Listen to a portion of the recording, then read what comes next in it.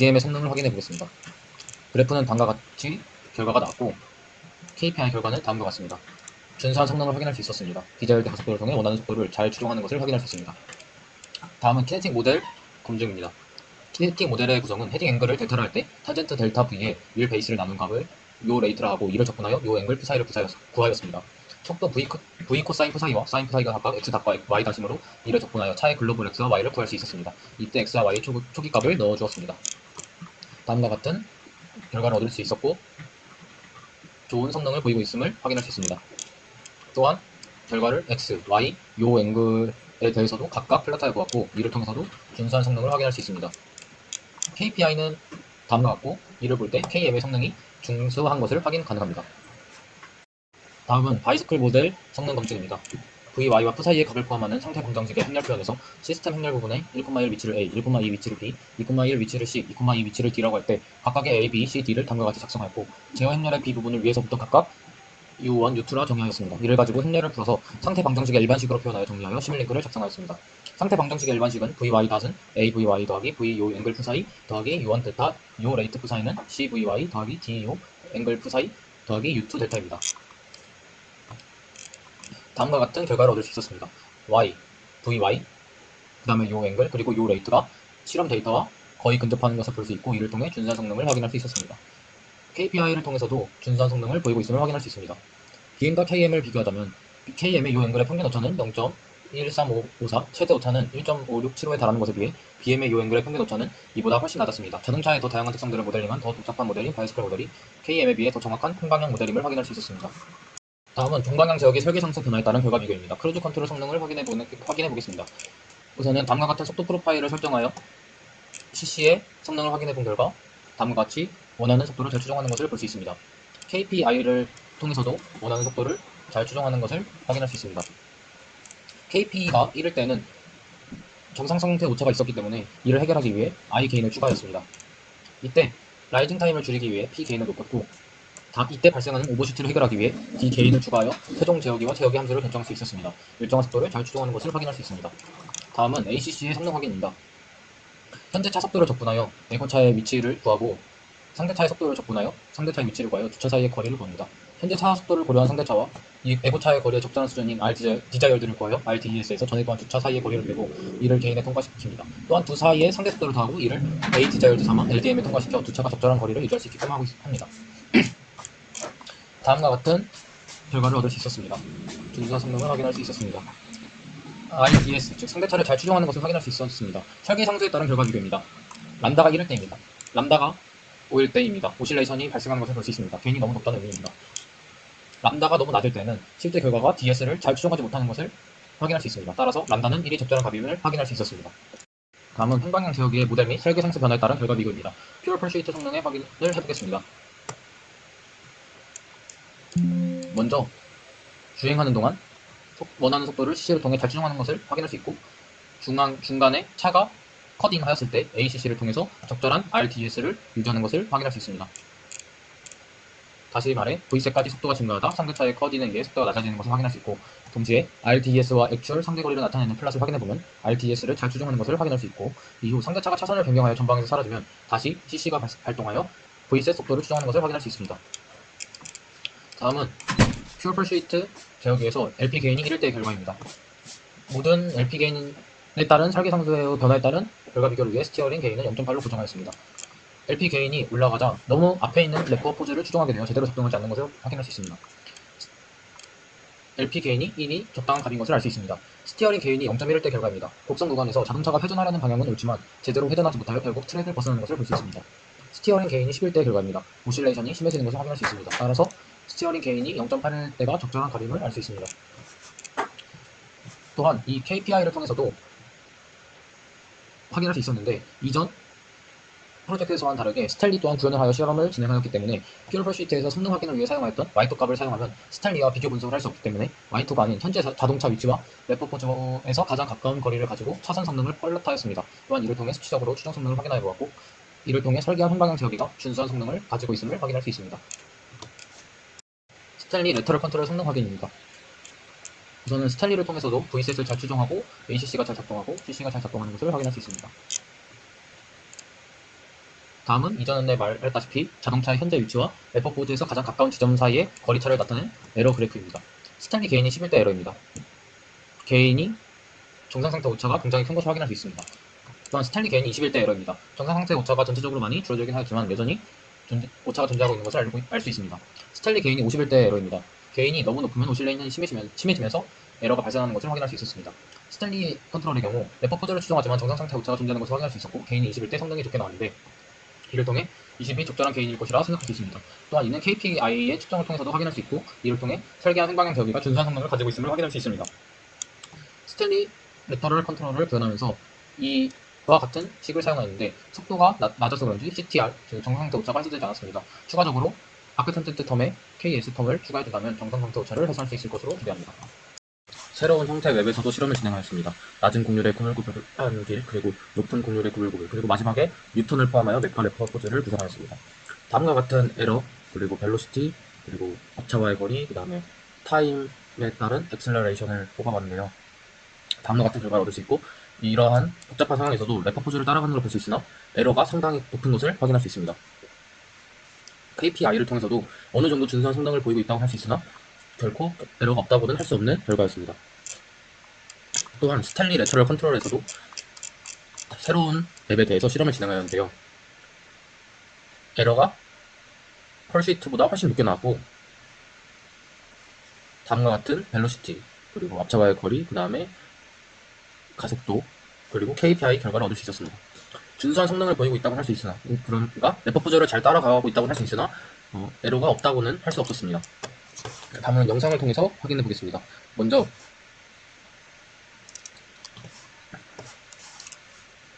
펄스윗 결과입니다. 이전에 스티어링 게인 0.8, 그 다음에 LP 게인은 1로 하였을 때의 결과입니다. 앞차와의 ACC가 잘 작동하는 것을 볼 수 있으며 이후 차선을 따라 주행을 잘 하는 것을 볼 수 있습니다.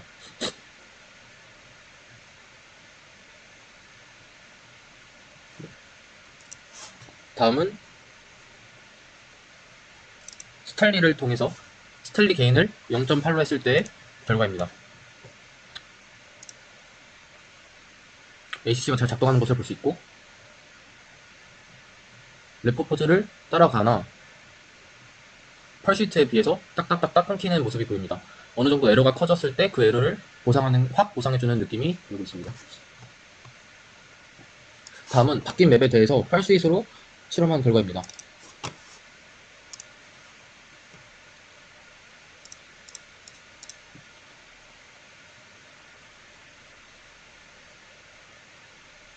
여기서 보시면은 결코 같은 차선이 아님에도 앞에 다른 차량이 보임으로 인해 ACC가 발동하고 있습니다. 지금 현재 저희 ACC의 한계점이라고 볼 수 있습니다. 즉 같은 차선이긴 하지만 같은 차선이 아님에도 곡선 구간에서 앞에 차가 있다고 판단을 하여 속도가 느려지는 것입니다. 또 아무리 곡률이 큰 도로라도 우선은 펄시닛의 레터럴 컨트롤이 잘 작동하는 것을 볼 수 있고 뉴턴도 잘 하고 있는 것을 확인할 수 있습니다. 다음은 스탠리를 통한 바뀐 맵에 대한 결과입니다.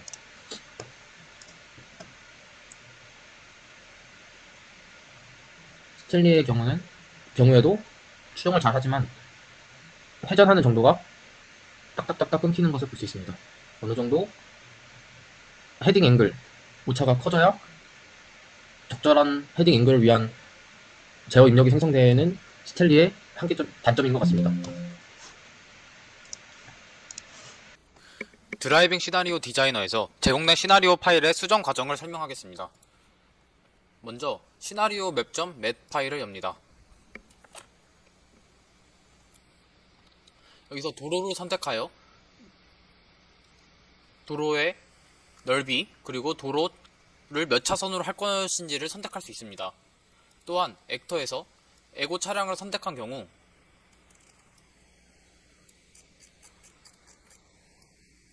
컨트롤 F키를 사용하여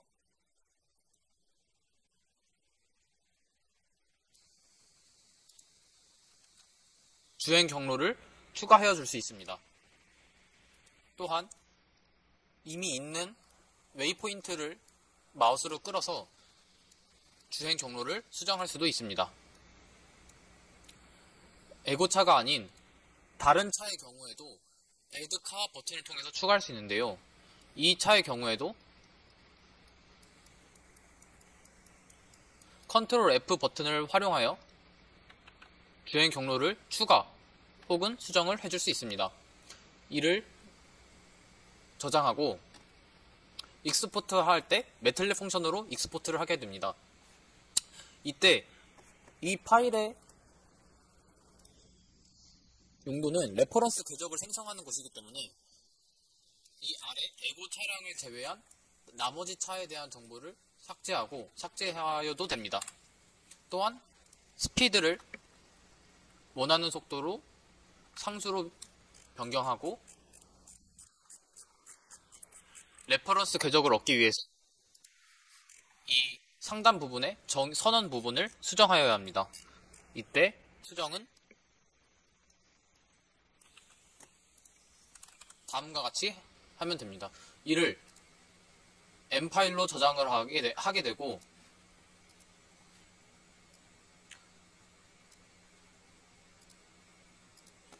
저장된 M 파일에 대해서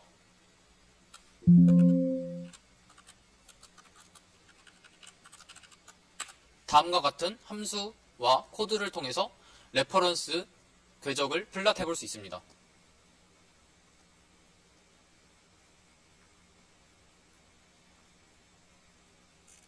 다음과 같이 레퍼런스 궤적이 생성된 것을 볼 수 있습니다. 또 테스트 벤치 이그젠플 시뮬링크에서 비하이클 앤 인바이로먼트, 액터 앤 센서 시뮬레이션, 그리고 시나리오 리더에서 아까 저장하였던 시나리오.맷 파일을 선택하여 저장하고 소스 앤 액터 버스 네임을 프로퍼티로 하여 확인을 눌러주면 시뮬레이션을 실행하기 위한 시나리오 파일을 시뮬링크에 적용하는 과정이 끝나게 됩니다. 작성한 모델을 시뮬링크에 적용하는 과정입니다. 먼저 LDM입니다. LDM에 ADES를 받아 트랜스퍼 펑션을 거쳐 이를 적분하여 벨로시티 디자이어드 값을 뽑아냅니다. 이는 VX라고 할 수 있는데요. 이는 다음 키네틱 모델에서 사용됩니다. 이 키네틱 모델은 이 스티어링을 헤딩 앵글로 하여 이를 델타라고 할 때 탄젠트 델타 V의 윌 베이스 2.7을 나눈 값이 요 레이트이고 이를 적분하여 요 앵글 프 사이를 구하였습니다.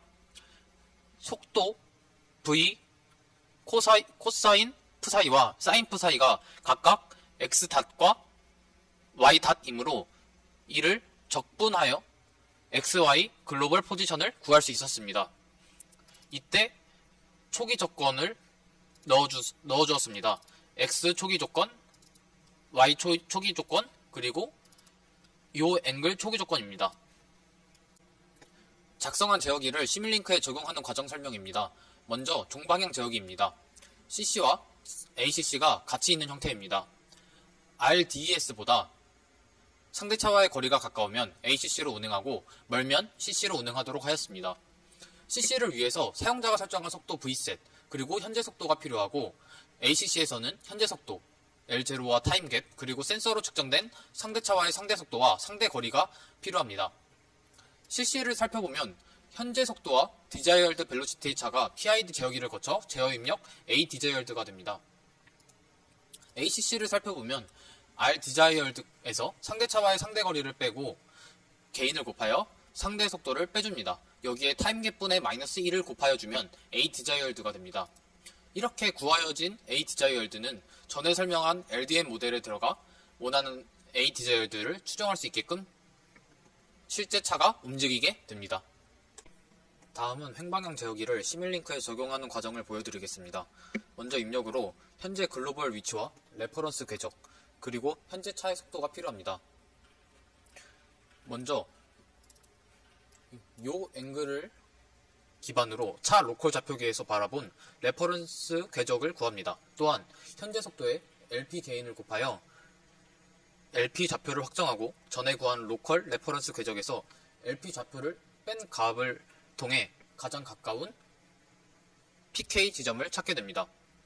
이때 해당 PK 지점의 레퍼런스 궤적에서의 인덱스를 저장합니다. 이후 로컬 레퍼런스 궤적에서 본 PK 좌표 중 Y2 그리고 윌 베이스 그리고 해당 PK 인덱스까지의 거리를 통해 스티어링 디자이어드 값을 결정합니다. 이 값에 게인을 곱하여 최종 스티어링 각도 값을 결정합니다. 레터럴 컨트롤을 선택하는 과정입니다. 이 레터럴 컨트롤 스위치라는 이 콘스턴트를 워크스페이스에서 어떻게 설정해 주느냐에 따라서 이전에 설명한 퓨어 퍼슈이트 레터럴 컨트롤을 이용하여 주행하게 할 수 있고 스텔리 레터럴 컨트롤을 이용하여 주행할 수 있도록 합니다. 스텔리 레터럴 컨트롤의 시뮬링크는 다음과 같이 작성되어 있습니다. 먼저 레퍼 포즈를 받아 로컬 좌표계로 변환한 뒤 이 로컬 좌표계 기준으로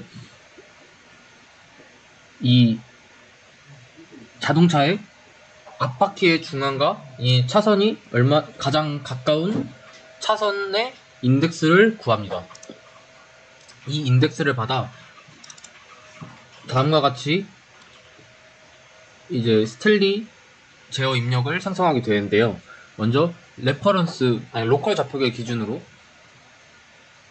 다음 웨이포인트와 이전 웨이포인트 사이의 직선의 방정식을 구하고 이 직선의 방정식과 현재 차의 앞바퀴만큼 사이의 거리를 에러라고 하고 이 에러를 수학적인 식으로 구합니다. 이때 a제곱 플러스 이 직선의 방정식을 ax 플러스 by 플러스 c는 0이라고 할 때 이 에러는 루트 a제곱 더하기 b제곱 분의 axc 더하기 byc 더하기 c가 됩니다.